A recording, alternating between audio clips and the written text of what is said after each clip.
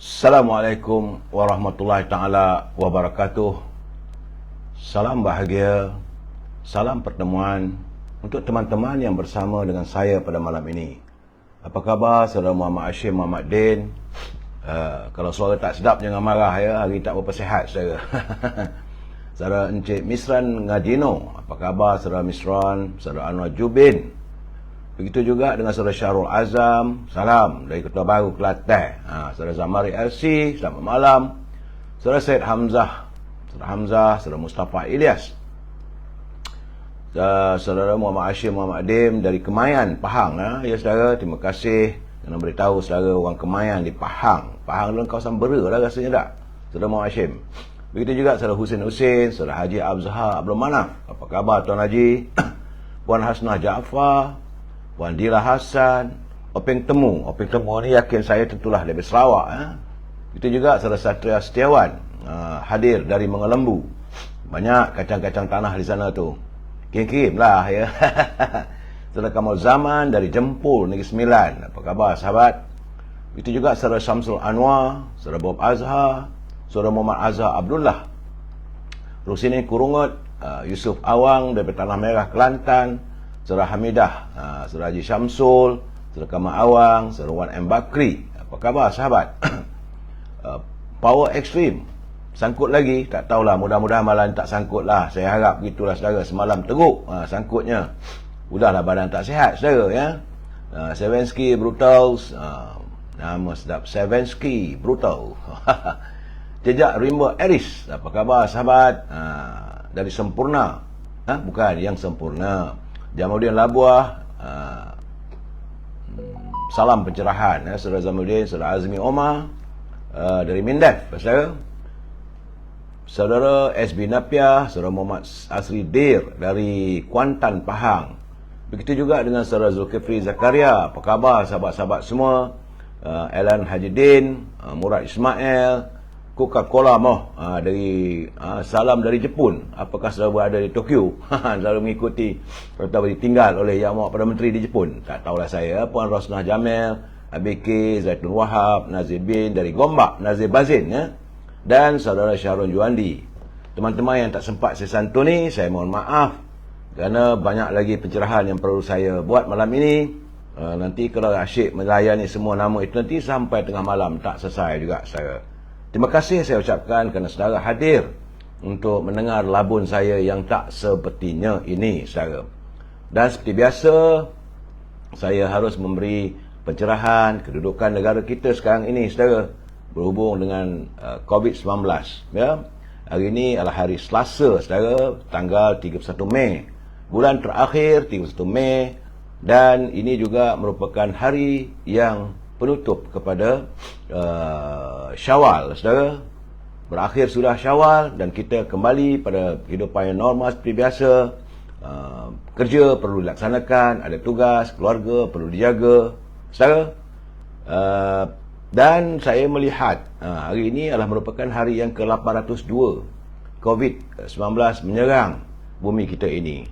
Bagaimanapun, alhamdulillah dari laporan saudara Rio dari Universiti Melaya, beliau memberitahu bahawa jangkitan agak berkurangan, tapi jumlahnya ribu juga saudara, iaitu 1,325 semalam, menjadikan jumlah jangkitan keseluruhannya adalah 4.505.059 warga kita yang telah pun dijangkiti oleh virus corona. Bagaimanapun, lebih 4 juta telah berjaya disembuhkan oleh Kementerian Kesihatan. Jadi dari segi laporan daripada Rio tadi, terdapat 13 negeri walaupun susut tapi ada penambahan balik. Semalam dah cantik dah kurang dah semalam.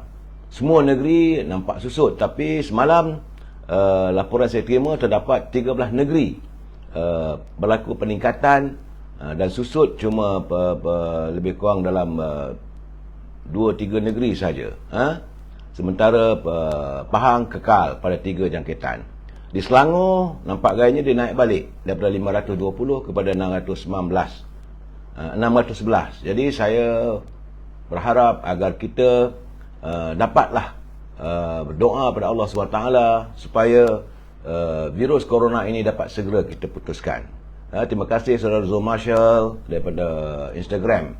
Jadi saudara, sekali lagi saya ingatkan, jika ada berlaku gangguan di Facebook macam semalam, lari ke Instagram supaya kita dapat meneruskan pencerahan. Ya saudara, jangan lupa like, share dan subscribe. Itu saja saudara. Mira Harun apa khabar? Saudara Mak Yusof, saudara Kamis Nadi, Zailan dan Wok Hassan. Itu juga dengan saudara Rosli, Dapur Rayan,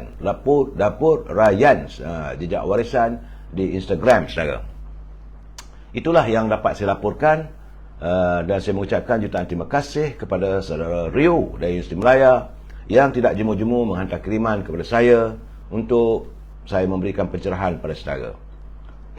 Saya minta izin untuk kita masuk segmen e-commerce sedikit.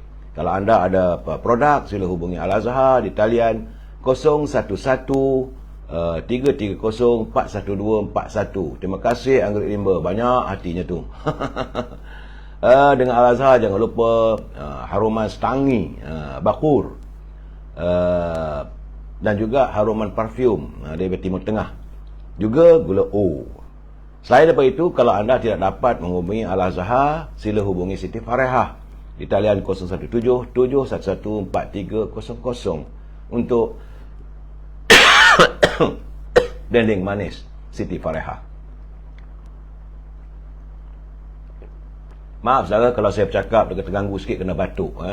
Macam mana? Ada masanya usia-usia begini kita tak bersihat. Pula dah. Mereka mengganggu saya punya ini Instagram pula dah. Begitulah kerja orang, tak habis-habis. Sentiasa saya Surah Hazrul ID, Pak Tamil, Johari. Bila dia orang tak dapat, dia orang cari saya dekat Instagram. Itu keadaannya. Dia ganggu kat Instagram. Bagaimanapun saudara, saya harap kita teruslah di Facebook, Instagram. Nak buat macam mana saudara? Dengan Siti Farehah, di mana Siti Farehah, saudara boleh berhubungi di talian 017-711-4300. Dan untuk dapat buah-buahan, teman-teman yang tinggal di Lembah Kelang boleh berhubung dengan Syauqi. Syauqi 012-5357-5703. Itu untuk mendapatkan buah-buahan yang harga murah, lebih murah daripada harga pasar, ya. Anti Ali, Ating, Zainal bin Ridwan. Juga makanan kegemaran saya lain tak ada, popiah sira Lady Maria. Memang sedap saudara. Saya memang menyarankan supaya anda mencuba. Harganya murah, bukan mahal, tapi sedap. Popiah sira Lady Maria, pedas, rangup dan manis. Sila hubungi saudara Nizam di talian 019-435-1203. Dan akhir sekali, tentulah perniagaan sahabat kita, iaitu saudara Zul daripada Toko Jamu Kemaman. Toko Jamu Kemaman ni saudara, kenapa pula di Instagram ni saya tak faham kenapa berlaku begitu. Gambar tak dapat, tak tahulah saudara. Kita berusaha lah, nanti kita tengok macam mana saya boleh buat. Ini adalah kelulut madu, ataupun madu kelulut saudara. Tengok hitam, pekat ya saudara. Ini adalah original, kerana kelulut jamu ini baik untuk rawatan mata, mencegah cataracts, antioksida dan anti radang. Ia dijamin berkualiti dan asli saudara. Dan dengan madu kelulut ini untuk menurunkan kadar gula dalam badan saudara. Apa masalah saya ni di Instagram tiba-tiba jadi begini, saya pun tak tahu. Aduhai, diorang ni ganggu. Lari sana sini pula. Gitulah saudara, mereka tidak senang dengan pencerahan saya. Tak tahulah saya hanya menyatakan apa yang benar saudara. But selain daripada itu, Toko Jamu Kemaman dia ada Habatus Saudah.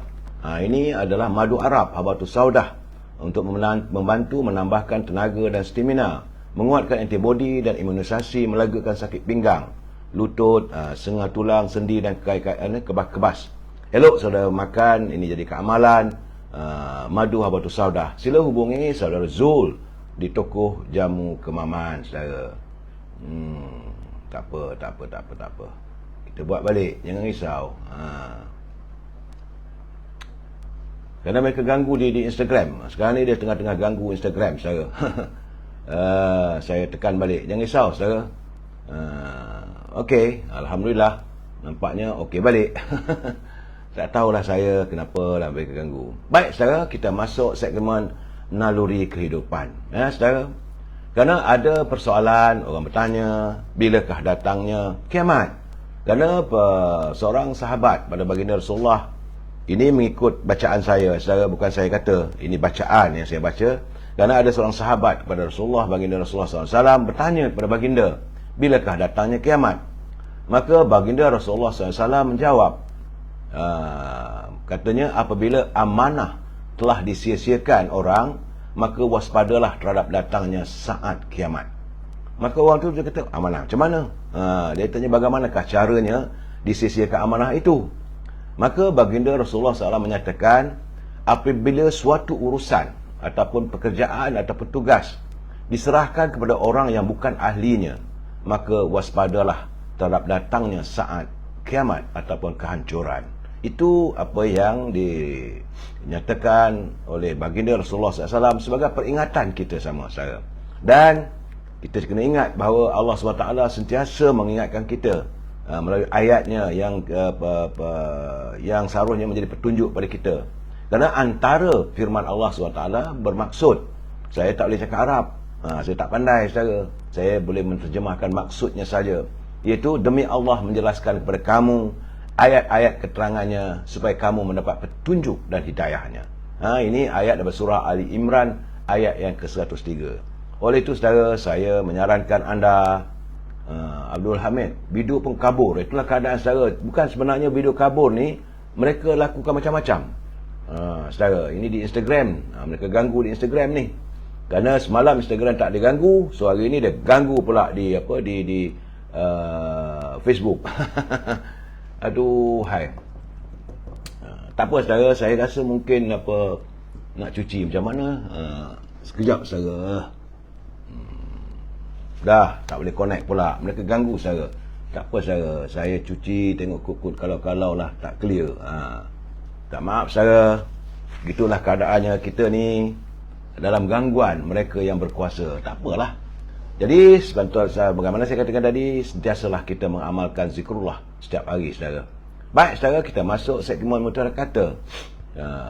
Ini kiriman sahabat saya, Cikgu Hibil. Katanya, setiap insan perlu menyedari bahawa mengejar duniawi itu amat melelahkan, amat meletihkan kalau kita mengejar duniawi. Sebaliknya, saat kita mengejar redha Allah, jauh lebih baik daripada kita mengejar duniawi. Itu kata-kata mutiara kiriman sahabat saya, Cikgu Hibil. Saudara, terima kasih Cikgu Hibil, agar apa kata-kata hikmat itu dapat kita jadikan pedoman untuk kita semua saudara. Dan seperti biasa, saya harus mengingatkan pimpinan negara supaya jangan berbelanja tanpa had. Kerana kalau anda berbelanja tanpa had, negara kita akan muflis. Ini ketakutan saya dan ketakutan kita semua. Baik saudara, tajuk perbicaraan kita malam ini adalah kecelaruan politik songsang. Apa yang saya maksudkan kecelaruan politik songsang? Tunggu, kita santun pantun Pak Nazil. Pantun ini semalam saya dah baca, tetapi Pak Nazil memberitahu pada saya kerana gangguan kuat sangat, so beliau minta dibacakan sekali lagi. Saya harus menyantuni dan menghormati karya Pak Nazil untuk kita sama-sama hayati.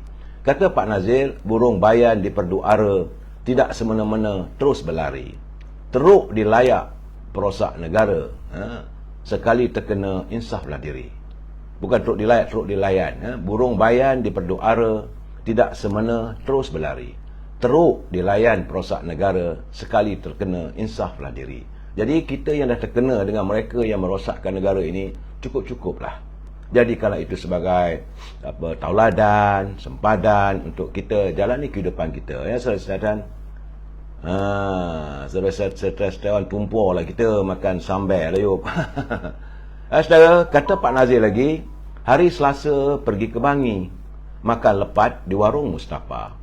Hendak berkuasa, rakyat dikunjungi. Sudah dapat, rakyat dilupai. Itulah mereka, saudara.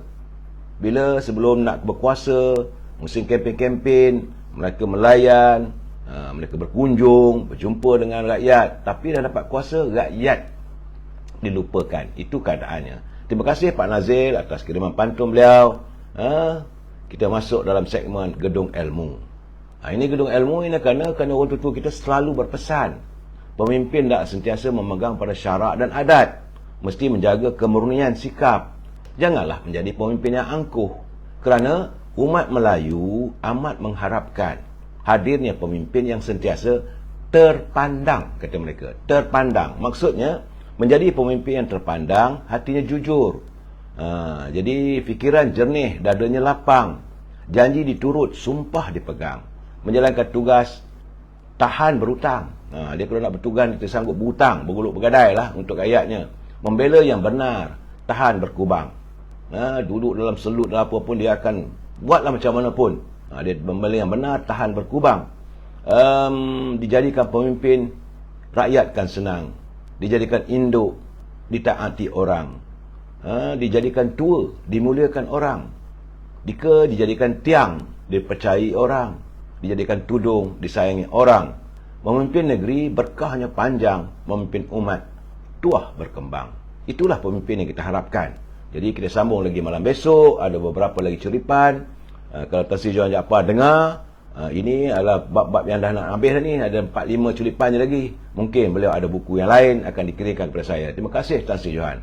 Baik, saudara, sebelum saya meneruskan pencerahan ini, saya harus memperingatkan kepada mereka yang menyunting semula live saya ini dan dimasukkan dalam pelbagai channel, maka semua itu adalah tanggungjawab anda. Saya tidak bertanggungjawab atas sebarang suntingan.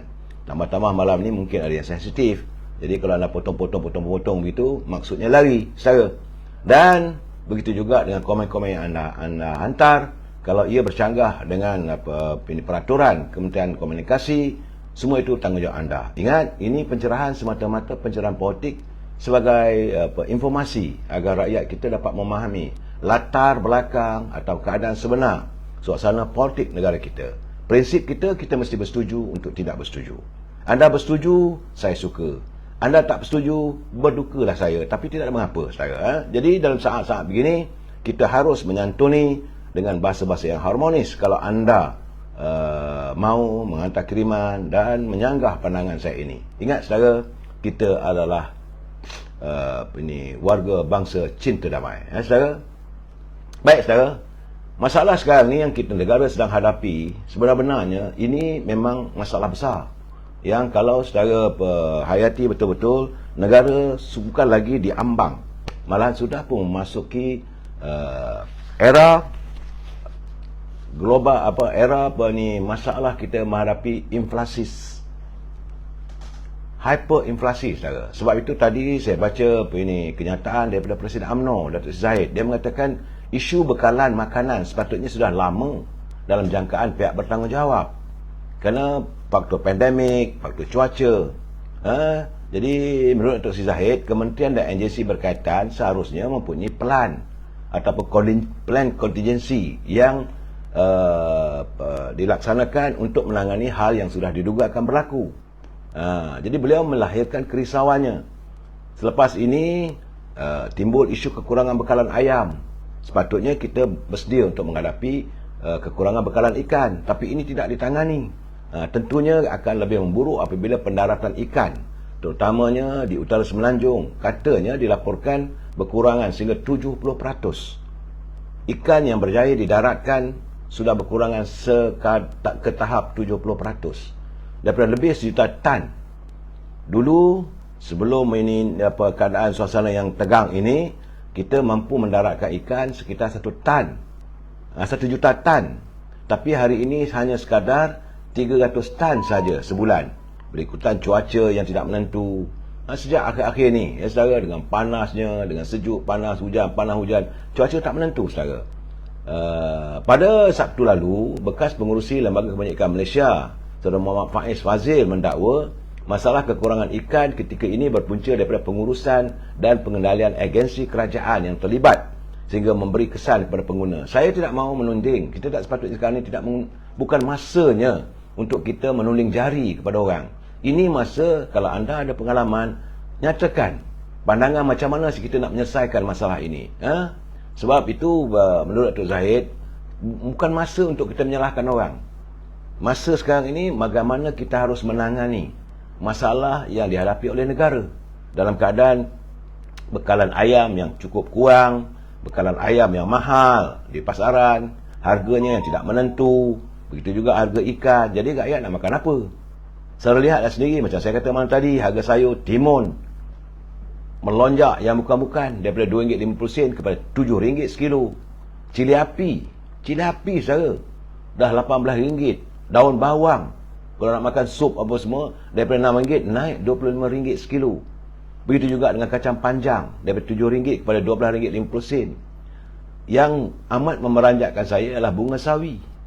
Daripada RM2 saja dulu. Kita sawi bunga saja naik kepada RM10. Cili merah memang mengejutkan. Daripada RM12.30 naik RM29.50. Dan paling kita terkejut apabila harga cili kering.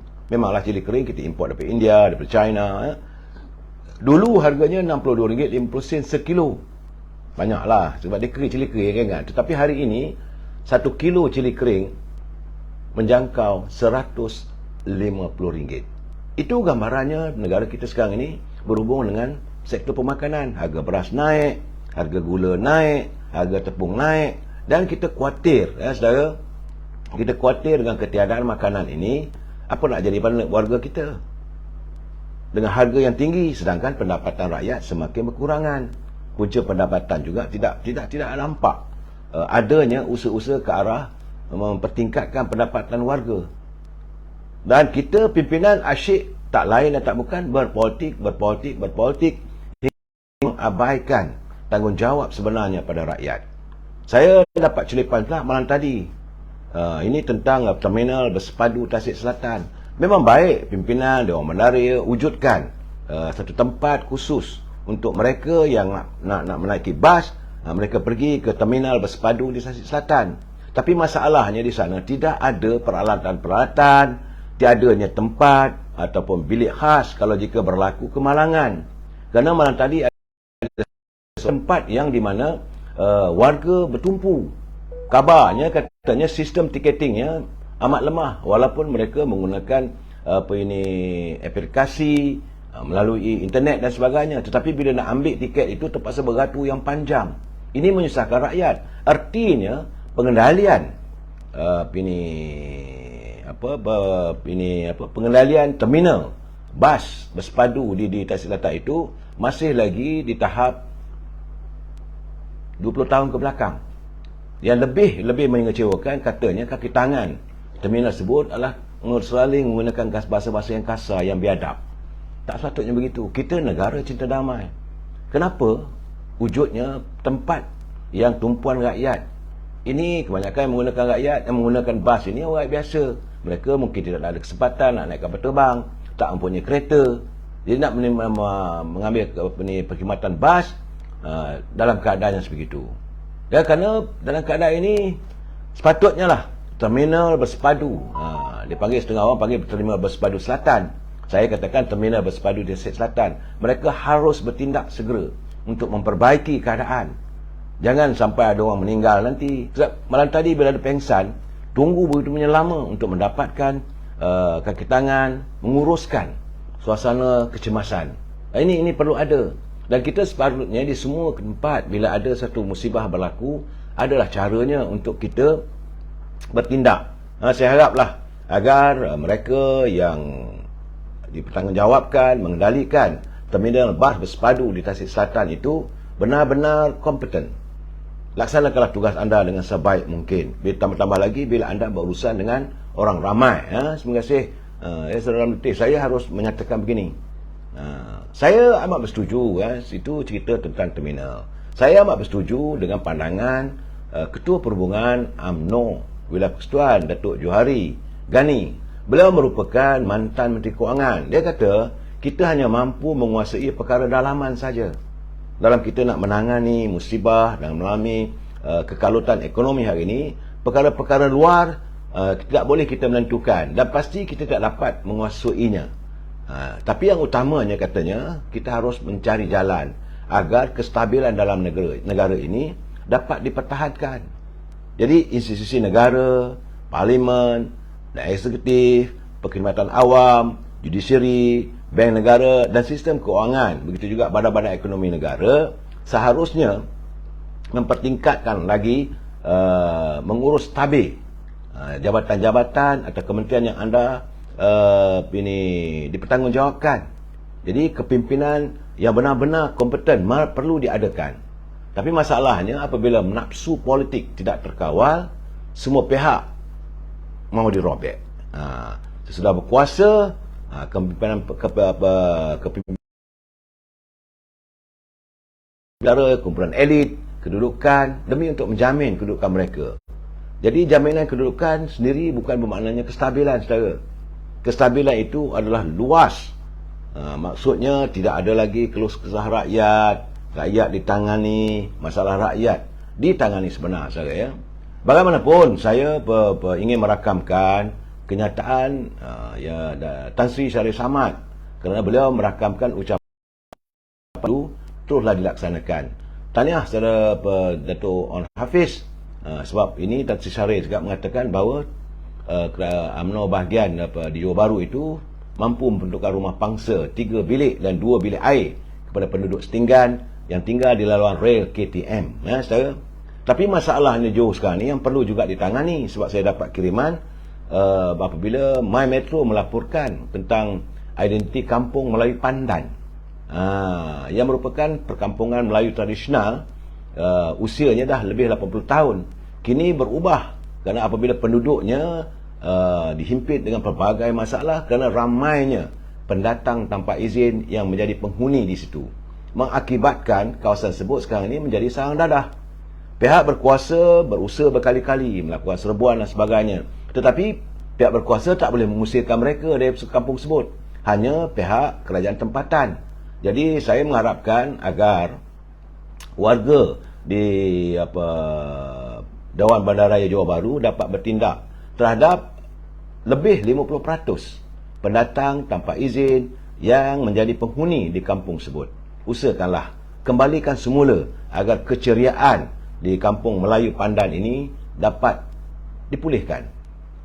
Kita warga cinta damai, kita nak lihat segala-galanya tenang. Jadi saya harap ini adalah merupakan beban yang agak besar yang terpikul di bahu Dato' On untuk menyelesaikannya, ya, segala. Sebab memang kawasan ini sudah pun menjadi sarang penagih dadah, kerana 50% penduduknya bukan warga tempatan. Inilah kesannya kalau kita mengizinkan orang datang. Sebab itu saya tak bersetuju apabila Yang Berhormat Dato' Hamzah Zainuddin mengatakan dalam culipannya, saya tak mahu mengulas lebih, bila dia mengatakan bahawa nak bawa masuk lebih kurang 50,000 pekerja daripada negara luar untuk digajikan sebagai jaga dan sebagainya. Itu bukan solution, itu bukan penyelesaian kepada permasalahan yang dihadapi oleh negara. Jadi lagi ramai kita bawa orang datang ni dengan mereka berlatar belakangkan budaya yang bukan-bukan. Kita rasa eloklah ditangani. Kalau tak cukup, saya kata beramai anak muda yang hilang pekerjaan. Janganlah dagang lalu nasi ditanakkan. Anak kritik sikit saja dah diganggu. Marah tu saya. Tak apalah, saudara. Baik, kita masuk politik terus. Ini masuk gear ni, saudara. Sebab ni menurut Datuk Syafiq Abdal, saya dapat kiriman daripada mantan siswa politik, seorang menteri. Dia kata betul ke PE Bedal, dia kata Mudin Paguh bagi tahu dia ada 119 sokongan untuk menjadi Perdana Menteri semula. Memang kita tahu sebenarnya ini bukan rahsia lagi, bahawa Tan Sri Muhyiddin memang berusaha sebaik mungkin untuk kembali berada di anjung kuasa di Seri Perdana. Kerana masa di pilihan raya Johor dulu pun dia dah bercakap, katanya dia tidak mahu bertanding di luar negeri kerana dia mahu menumpukan untuk mendapat keyakinan, untuk mendapat kemenangan di peringkat federal ataupun di pusat. Jadi dia kata dia katanya mana tahu boleh jadi Perdana Menteri semula. Ini sudah ada dalam video ucapannya. Dia kata dia tak mau tanding di luar negeri, dia nak tanding pusat. Parlimen lah maksudnya, saudara. Mana tahu boleh pula jadi Perdana Menteri kot. Sebab itu kata Datuk Seri Najib, dia kata setakat sembang ada 119 sokongan ni tak ada makna pun. Kalau berani katanya tekanlah butang, tariklah sokongan. Samalah macam sembang 20 kali juara. Itu kata Datuk Najib. Dia kata kalau ni macam sembang 20 kali juara, 13 kali juara Liga, tapi akhirnya orang gelak aja, saudara.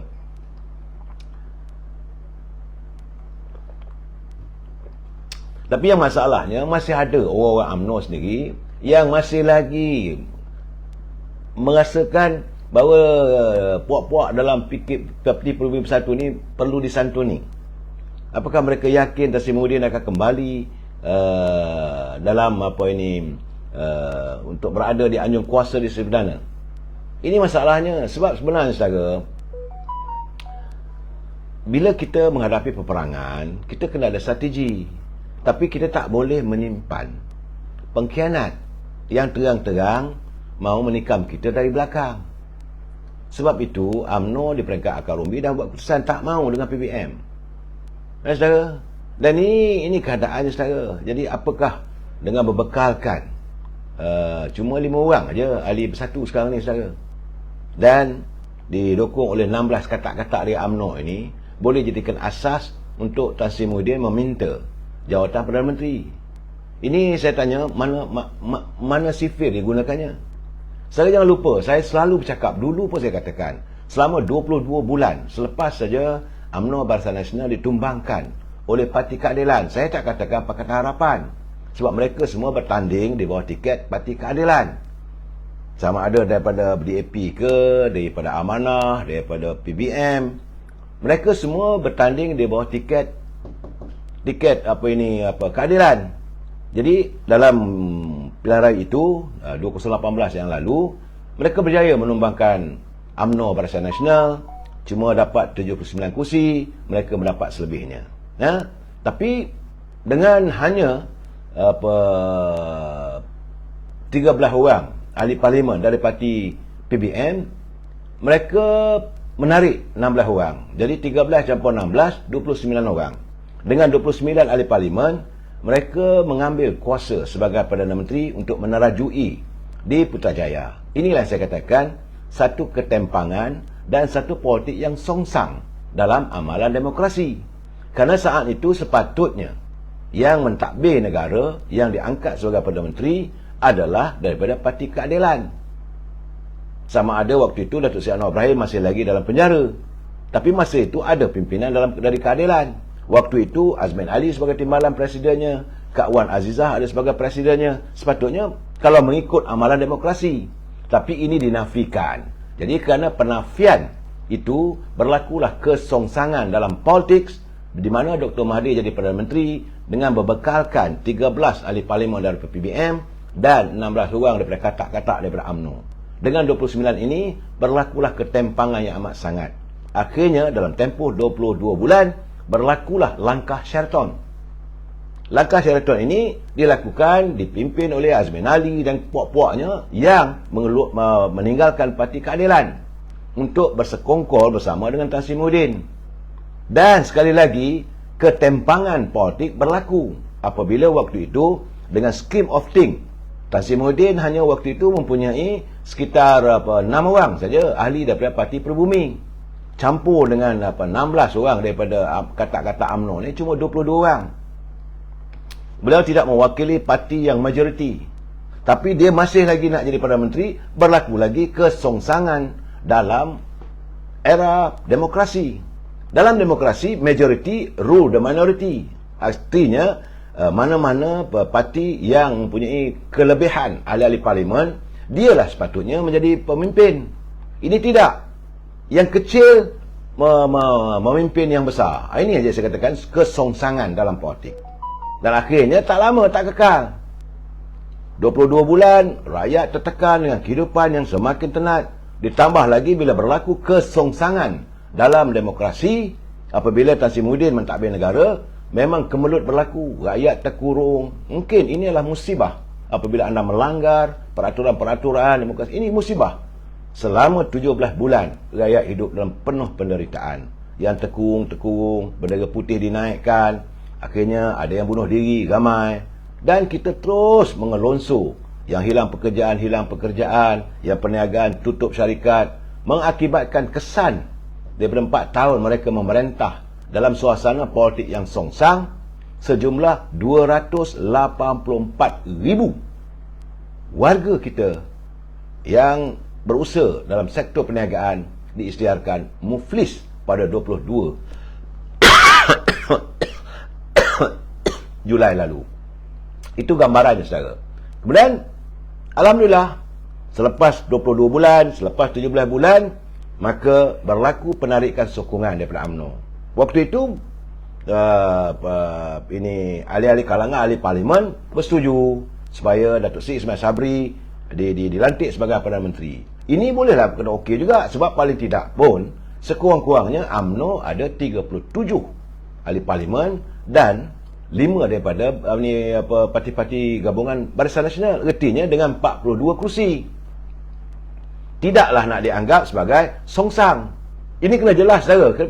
Kerana waktu itu DAP cuma ada 41 kursi. Yang terbanyak.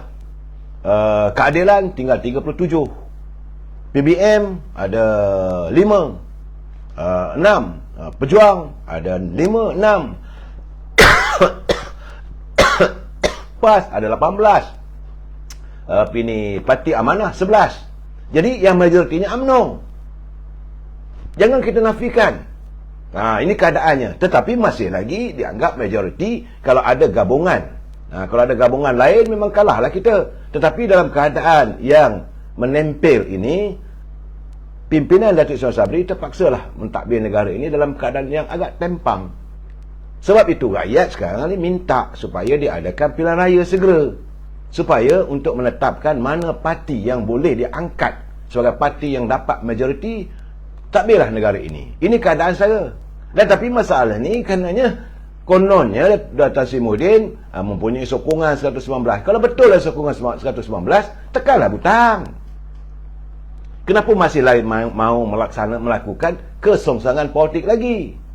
Tasimuddin tidak mempunyai mewakili partinya yang tidak mempunyai keahlian ataupun ahli-ahli parlimen yang majoriti. 119 itu bukan ahli daripada PBM. Kita tahu siapa yang menyokong apa semua ada di kalangan ahli-ahli UMNO pun yang mirip ke arah sana, bukan kita tak tahu. Tapi bagi saya, apakah mereka juga mau melaksanakan, meneruskan kesongsangan dalam politik? Sebab itu cara terbaik, pulangkanlah balik pada rakyat. Pulangkan balik pada rakyat supaya rakyat menentukan siapa yang wajar untuk dilantik sebagai pemimpin. Sebab rakyat dah lenjan, saudara. Suasana hari ini bukan suasana yang baik. Betul, kita masih lagi dalam sambutan Hari Raya Aidilfitri. Banyak rumah-rumah mengadakan rumah terbuka sebagainya. Saya bila tengok ramai orang buat sambutan rumah terbuka, saya kata okeylah tahun ni. Tapi kalau berterusan suasana ekonomi hari ini, apakah tahun depan ada rumah terbuka? Saya tidak yakin mampu dilakukan kalau makanan tak ada. Saudara, jadi saya tak faham. Saya setuju pandangan daripada mantan sesiasa politik. Dia hubungi saya tadi. Dia kata Pak Mael ni masih duk pusing-pusing. Masih lagi tak mau landing. Tak mau mendarat lah. Tak payah pusing-pusing lah. Sebab dia kata tak sesuai. Kerana kalau nak adakan pilihan raya sekarang ni, negara sedang berada dalam inflasi. Nak tunggu sampai bila? Dalam keadaan sekarang ni, suka tak suka memang negara berada dalam keadaan inflasi. Takkan nak diteruskan lagi? Apakah mau diteruskan? Sampai bila? Sampai bila? Kita bukan jangan buat kerja tuan. Kalau Filipina, negara Filipina penat ekonominya, tapi mereka melangsaikan, memulangkan segala pada rakyat. Okey, biarlah rakyat memilih siapa yang wajar untuk berada di Malacanang sebagai presiden di Filipina.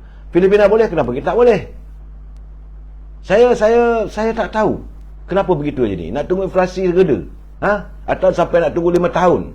Kalau nak tunggu sampai 5 tahun, artinya kerajaan itu kerajaan yang paling lemah. Ya, sekarang ni, sebab itu saya bersetuju dengan pandangan Ketua Pergerakan Pemuda Datuk Ashraf Dusuki Wajdi. Beliau minta supaya disegerakan agar mandat ini dikembalikan pada rakyat sesegera mungkin. Itu saja penyelesaiannya. Kalau tidak, nanti kita masih berlega dengan masalah politik, sedangkan masalah besar tak dapat ditangani. Kerajaan masih berlega sana, berlega sini. Orang pun hilang hormat pada kita. Pelabur-pelabur bertambah merosot, tak mau datang pada negara kita. Sebab kita tidak mempunyai, bukan hanya kestabilan politik, malahan keabsahan. Saya dah cakap berkali-kali bahawa Yang Amat Berhormat Perdana Menteri dia perlu mencari keabsahan untuk membuktikan bahawa beliau ada legitimate ataupun absah sebagai Perdana Menteri. Perlu ada usul. Adakan sidang parlimen, buat usul. Siapa yang ada di parlimen sokong. Tapi semua ini saudara, bila kita lakukan, kita menafikan pilihan rakyat. Bila saudara dengar kenyataan saya ini, mungkin saudara merasakan saya favor ataupun menyokong Parti Keadilan. Tidak. Saya adalah orang yang memegang pada prinsip demokrasi. Pilihan raya 2018 kena terima hakikat. Soal mereka bergabung dalam DAP, dalam Amanah, dengan PBM, dengan Parti Keadilan, itu soal mereka.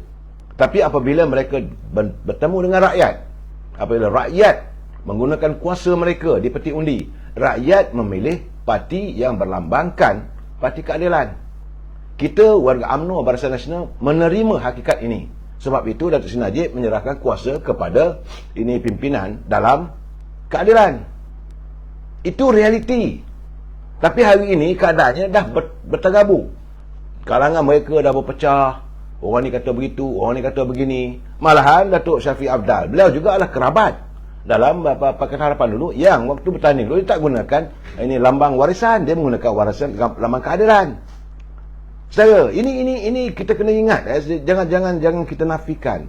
Masalah kadang-kadang kita lupa pada sejarah, lupa pada rentetan peristiwa, kita lupa kepada realiti sebenar. Terimalah hakikat. Saat 2018, rakyat memilih Parti Keadilan. Selepas itu, rakyat dikecewakan. Hari ini, suka tak suka, kita kena terima hakikat, rakyat sudah lenjan dan bosan. Sebab itu, saudara, kalau saudara lihat apa yang berlaku di dalam pemilihan Parti Keadilan. Walaupun Keadilan mengatakan dia mempunyai ahli sejumlah 1.2 juta ahli. Tapi yang mengundi untuk pemilihan ketua-ketua cabangnya, pemilihan timbalan presidennya, hanya 12%. Ertinya ahli PKR, ahli keadilan sendiri pun sudah lenjan dan mereka bosan. Mereka tak mahu lagi. Asyik-asyik soal jawatan. Asyik-asyik soal jawatan. Sedangkan kehidupan rakyat tidak disantuni. Ini masalah sebenar-benarnya yang pimpinan negara harus sedar. Ini juga saya harap Datuk Ismail Sabri perlu sedar. Di saat rakyat tengah memberontak perasaannya, mereka tak memberontak melakukan unjuk rasa dan sebagainya, tidak, saudara. Tapi rakyat memberontak perasaannya kerana melihat kebejatan para pemimpin politik yang bertelagah, yang mencari pengaruh untuk jawatan semata-mata. Orang beginilah membuatkan rakyat bosan. Akhirnya pemilihan yang diadakan dalam Parti Keadilan sendiri, rakyat tak mengundi. Ahli dia pun tak turun mengundi. Tapi amalan demokrasi, walaupun 12% saja yang membawa undi, bila Rafizi dikatakan mengatasi undian dicapai oleh mengatasi undi Datuk Saifuddin Nasution, maka Rafizi lah sekarang ni dilantik sebagai timbalan Presiden Parti Keadilan. Tapi modalnya hanya sekitar lebih kurang dalam 7-8% saja.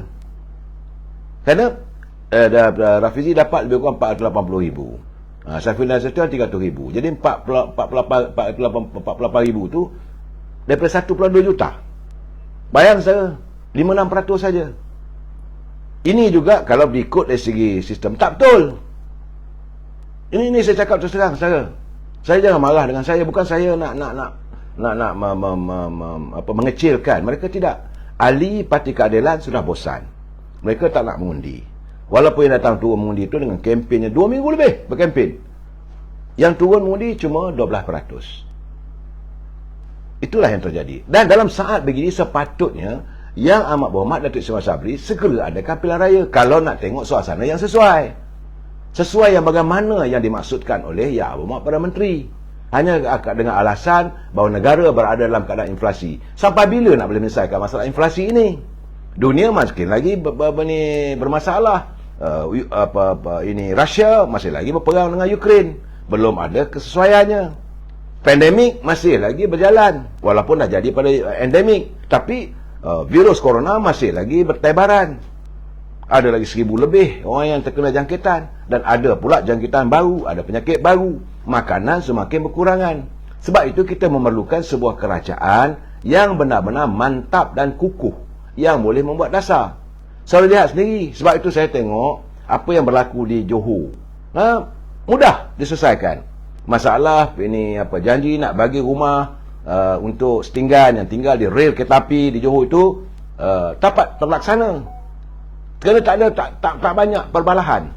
Laksanakan. Kemudian apa yang berlaku di Melaka. Sebab itu sekarang ni mereka cuba untuk menggugat kestabilan politik di Melaka. Alhamdulillah. Saya terima kasih pada saudara Rauf. Datuk Rauf dia katakan tak ada masalah. Saya dengan Ketua Menteri selesai, tak ada masalah. Yang buat onar tu orang. Inilah masalahnya kadang-kadang orang kita ni, mereka suka mencari perbalahan. Itu keadaannya. Saya melihat, apabila ada orang mengatakan Tan Sri Muhyiddin punya 119 sokongan ahli parlimen, saya kata dia mengarut. Satu kenyataan yang paling mengarut. Dari mana datangnya? Saudara Mac Azman, dari itu aku bukan orang UMNO, tapi aku desak lakukan PRU segera. Memang itu yang kita harapkan. Saudara, dari mana kata nak datang 119? Jadi kalau berlaku, okeylah. Sebab itu Datuk Ismail Sabri hilang sokongan di kalangan ahli parlimen. Maka naik pula orang lain jadi Perdana Menteri. Berapa kali nak buat ni? Sampai bila ni? Sampai bila? Kita dah letih lah tengok percaturan politik yang dilakukan orang politik ni. Dan sekarang ini saudara, ternyata yang menentukan kepimpinan negara bukan rakyat. Mereka sudah melanggar prinsip demokrasi. Prinsip demokrasi adalah meletakkan kuasa melantik pimpinan oleh rakyat melalui peti undi. Mana-mana parti yang mendapat besar sokongan, mereka lah memimpin. Ini kena ada prinsip demokrasi. Dan sekarang ni mereka nak langgar lagi prinsip demokrasi. Tak ada lagi soal ni parti yang majoriti, yang disokong oleh rakyat, dicampak ke laut. Takkanlah dengan hanya 6 orang, 5 orang. Zulaidah pun dah keluar semua, nak 5 orang yang keluar daripada parti Perbumi. Saya masih lagi nak mengatakan saya punya parti adalah majoriti. Majoriti di mana? Dapat sokongan 119 orang. Siapa? Ini keadaannya yang kadang-kadang rakyat pun, saya kata ni kenyataan yang mengarut. Berhentilah daripada memusingkan pemikiran rakyat.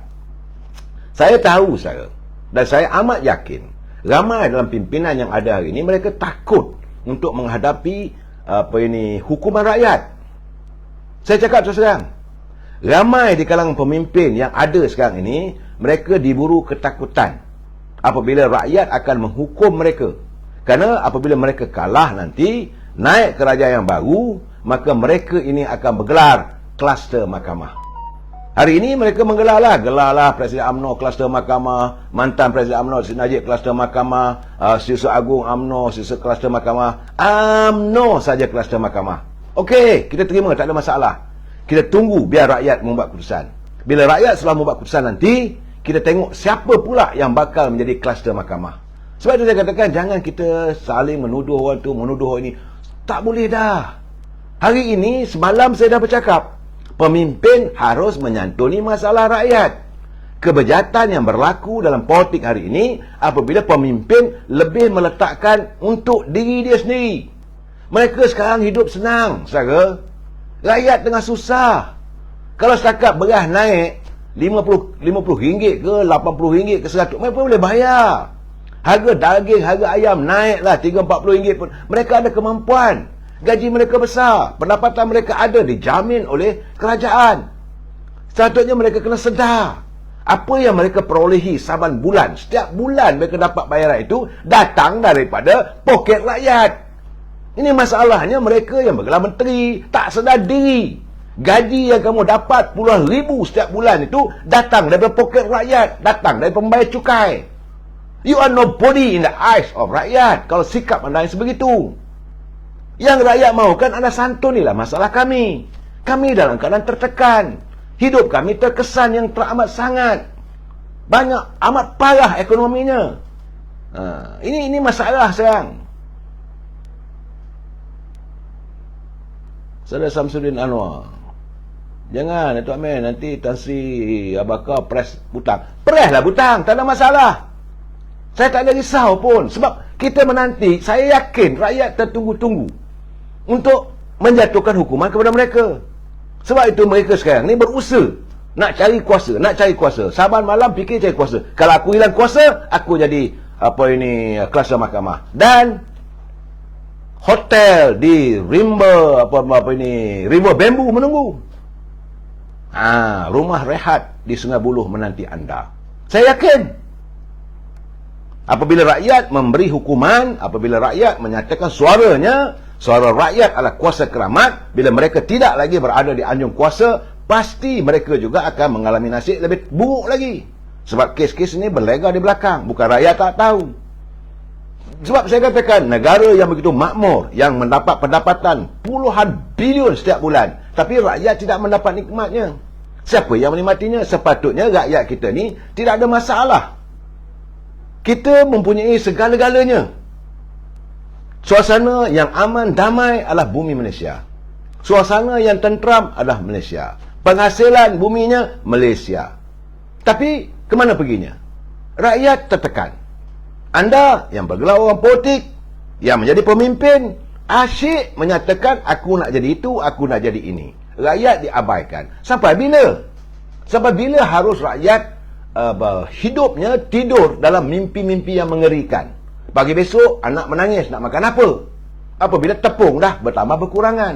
Kalau benar, tepung dah tak ada nanti, macam mana nak makan kuihnya? Kalau benar nanti, bila beras nanti tak ada, nak makan apa? Anda yang ada di anjung kuasa tak ada masalah. Berjalan ke sana sini, ada supir membawa wang, berkepuk-kepuk dalam poket, berkepuk-kepuk dalam bank. Tapi rakyat macam mana? Saya mengharapkan agar pimpinan janganlah berterusan begini. Tolonglah tangani masalah rakyat. Anda dah berjanji. Tunaikanlah janji anda. Kenapa harus menjadi pemimpin yang munafik? Sebab itu saya katakan sekarang ni, jangan risau. Saya tak tahulah Dr. Ismail Sabri kata macam mana. Sebab saya kata Saudara Mek Azman, betul, kami memang berdendam dengan kerajaan hari ini, termasuk PS dan PN. Saya dah cakap terus terang. Sekarang ni amarah mereka, benci mereka sudah menjadi dendam. Bahaya secara kalau orang berdendam ni. Kamu cakap apa pun mereka tak dengar. Sebab itu, saya ucapkan tahniah pada Rafizi Ramli, jadi timbalan presiden daripada PKR. Tapi belum pasti. Dongengan ke, ceritanya ke, atau kempennya, orang akan percaya. Selamatkan, tak ada masalah. Sebab kalau kita lihat, begitu juga dengan lebay-lebay kita. Saya dapat laporan bahawa hari ini, saat ini di Kelantan, PAS kehilangan mengalami defisit keyakinan yang cukup teruk di kalangan sokongan orang muda. Anak-anak muda di Kelantan tengah marah sekarang ni. Bila mereka tidak ditangani, bila balik kampung, tengok mak bapak mereka masih lagi hidup dalam keadaan yang tak terbela. Air masih lagi tak dirawat. Masih lagi air macam saya katakan, macam teh tarik. Pimpinan masih menyalahkan orang itu, masih menyalahkan orang ini. Banyak kebejatan berlaku. Jadi dalam keadaan begini, saya bersetuju pandangan daripada Datuk Khairuddin At-Takiri. Sebab dia kata, ini bagaimana tulisan sahabat saya, Datuk Saudara Syariti Omar. Dia kata, bekas jawatan kuasa kerja PAS yang juga bekas usaha Majlis Syura Ulama, Dr. Khairuddin Aiman Razali meletakkan keyakinan bahawa kerajaan PAS Kelantan dan kerajaan PAS Terengganu akan tumbang dalam pilihan raya akan datang.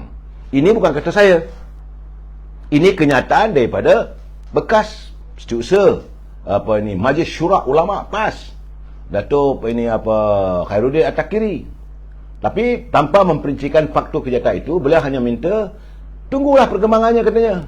Beliau menyatakan keyakinan itu sebagai menepis kenyataan bahawa kerajaan PAS di Kelantan sukar untuk jatuhkan. Memang selama ini orang bercakap Kelantan ni susah nak jatuhkan PAS. Tapi apabila pimpinan mereka sendiri mengatakan, apa katanya? Tidak, Syekh, bukan saja PAS di Kelantan terguling kali ini, tapi Terengganu juga. Itu menurut tulisan yang saya baca, kenyataan daripada sahabat saya ini Saudara Syariti Omar. Jadi bila ditanya macam mana dengan nasib beliau di kerusi Parlimen Kuala Lumpur, sebab beliau rupanya dah disingkirkan daripada PAS. Jadi mantan menteri perusahaan itu, menteri mantan Menteri Perusahaan Peladang dan komiti itu tidak mahu mukul mulut mengenai, tapi kata lihatlah sendiri nanti. Memang saudara. Jadi sebab itu, walaupun Tuan Ibrahim mengatakan bahawa penyatuan ummah itu lebih penting, belum cuma menarik perhatian. Apabila Datuk Seri Zahid Hamidi dalam musim bulan puasa dulu, hari raya dulu, mengatakan bahawa muafakat nasional dah tak ada. Maka Tuan Ibrahim pun menjawablah, penyatuan ummah itu sepatutnya lebih besar daripada penyatuan politik kepartian atau kerjasama politik. Dia bergalih situ. Memanglah puak-puak lebay ni memang pakar untuk mengeluarkan pelbagai dalih. Tapi bagaimanapun, saya katakan untuk kali ini, kalaulah Datuk Ismail Sabri ikhlas pada rakyat, segerakanlah pilihan raya. Jangan risau. Banyak orang mengatakan, kalau ada pilihan raya ni, beliau tidak akan jadi Perdana Menteri lagi. Kalau UMNO mampu berjaya memperoleh sokongan rakyat, beliau tetap jadi Perdana Menteri. Apa yang takutkan? Banyak orang bercakap bahawa kemungkinan waktu dia pergi ke Tokyo baru ni, bertemu dengan Dr. Mahathir, ada perbincangan. Bagi saya tak mahu bermain dengan persepsi.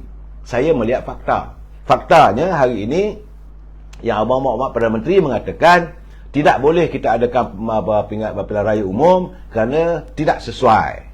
Disebabkan inflasi. Ini bagi saya jawapan yang tidak betul. Inflasi akan tetap beredar di negara kita lebih daripada 2 tahun dan 3 tahun. Saya berbual dengan pakar-pakar ekonomi. Mereka mengatakan bahawa ekonomi kita ni nak pulih balik keadaannya paling sedikit pun mengambil masa 3 tahun. Itu pun kalau kerajaannya stabil. Tapi kalau kerajaan tidak stabil, mahu menjangkau sampai 5 tahun. Rakyat sudah lenjan. Rakyat sudah letih, saudara. Saya berjalan, bukan saya tak berjalan. Tadi saya pergi ke pasar, pergi kedai makan. Saya melihat makcik-makcik yang berjualan. Saya hampir menitikkan air mata saya. Sebab melihat jualannya tak seberapa. Bila saya kata, "Kak, minta ni kuih ni sikit, Kak." Dia bagi, tapi wajah itu bukan wajah-wajah yang ceria sebagaimana yang saya kenal dalam 5-6 bulan yang lalu. Sebelum bulan puasa dulu tu adalah keceriaan. Ertinya boleh bertahan. Tapi hari ni bila saya tanya, "Macam mana, Kak? Macam mana nak buat, adik? Keadaan sekarang ni, nak buat kuih pun, nak cari tepung pun susah. Nak cari tepung pun susah." Jadi saya tengok keadaan dia jual goreng pisang. Dulu goreng pisang dulu. Zaman saya dulu goreng pisang 10 sen, 5-6 ketul. Hari ini 3 keping pisang yang dibelah RM1. Tak macam dulu dah. Jadi macam mana rakyat nak meneruskan kehidupan? Anak-anak ke sekolah macam mana? Saya bila pagi-pagi tengok cucu saya ke sekolah, saya geleng kepala. Apakah nasib mereka ini dapat bagaimana yang saya alami? Saya lahir sebelum, dalam pasca kemerdekaan. Waktu itu memang negara susah saya. Saya anak nelayan, saya anak penduduk getah. Saya dapat merasai di mana prasarana yang tak ada. Tapi hari ini segala sudah lengkap. Tapi dalam kelengkapan begini, mampukah anak cucu kita meneruskan kehidupan mereka dalam selesa sebagaimana yang sempat saya alami selepas 10 tahun kemerdekaan kita mencipta kemakmuran negara. Hari ini segala-galanya dah teruk, saudara. Itu mahal, ini mahal, nak ke mana pun kena duit. Dan masalahnya sekarang ni, punca untuk mendapatkan wang itu tak tahu di mana. Kita tidak mengharapkan agar Datuk Ismail Sabri ada lampu ajaib. Tidak. Tetapi kita mahukan beliau dapat menangani bersama dengan jemaah menterinya, menangani masalah yang ada. Tapi kita tak nampak masalah itu ditangani. Malahan kalangan ahli kabinet yang ada tu, yang saya katakan cak ayam. Yang kita harapkan Menteri Perdagangan Antarabangsa dan Industri Azmin Ali, sampai saat ini tak berbunyi pun. 1 sen tak masuk dalam negara kita ni. Jadi sepatutnya dia berhentilah. Nak bercakap apa pasal jawatan lagi? Menteri Perdagangan dalam negeri dah awal pengguna, harga barangan terus mencanak. Berhentilah, dia tak boleh bagi orang lain. Ini terpaksa yang Muhammad Perdana Menteri sendiri campur tangan, mengumumkan AP dimasukkan dan sebagainya. Banyak masalah. Menteri Perdagangan, Menteri Pertanian dan Industri Makanan langsung tak berbunyi. Yang berbunyinya adalah timbalan menteri dia, lebay tu. Dia kata 2 minggu. Ini masuk minggu, dah nak masuk minggu kedua ni, yang mengatakan bahawa harga barangan akan susut, akan turun. Mana dia? Jangan kita buat kerja Tuhan segala-gala masa depan. Jangan. Sepatutnya kita berusaha ke arah ini. Dan sekarang ni, kita carilah upaya macam mana nak buat. Jangan dibiarkan generasi ataupun rakyat berterusan hidup dalam penderitaan. Anda senang lenang, rakyat susah. Saya tak larat nak bercakap hari ni sebab saya pun dalam keadaan tak bersihat. Saya mohon maaf. Kita jumpa lagi malam esok. Mudah-mudahan saya sihat. Dan saya lupa nak bagi tahu. Besok, bermula jam 9 pagi, UMNO Barisan Nasional akan merayakan ulang tahun yang ke-48 penubuhan Barisan Nasional. Mungkin saya di sana nanti, saya dapat memberi laporan di sana apa yang berlaku. Walaupun susah macam mana pun, sakit macam mana pun saya akan menemui anda. InsyaAllah, selagi badan saya sihat, saya boleh berbicara, saya akan memberi pencerahan tentang apa yang berlaku dalam perkembangan politik. Saya mohon maaf, izinkan saya mengundur diri. Jumpa lagi malam esok. Wabillahi taufiq wal hidayah. Assalamualaikum warahmatullahi wabarakatuh. Selamat malam.